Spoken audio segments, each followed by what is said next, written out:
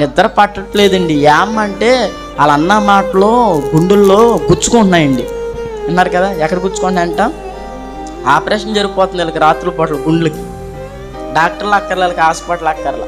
అన్నారు కదా, నిజమే. కొన్నిసార్లు మనుషులైన మాటలను బట్టి, కొన్నిసార్లు మనం మనుషులం కాబట్టి మనుషుల హృదయాల్లో, మన మనసుల్లో చాలా గలుపులు ఉంటాయి.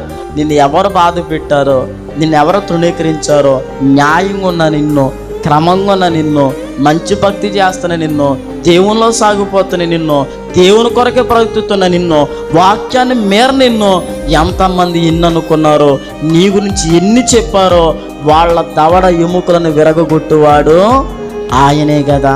వాళ్ళ సంగతి చూసుకునేవాడు ఆయనే. యుద్ధము దేవుడు అనుకున్నప్పుడు అన్నిటినీ దేవునికి అప్పగించుకుని మన పనేది మనం చేసుకోవటం మంచిది, అంతే. ఆమేన్.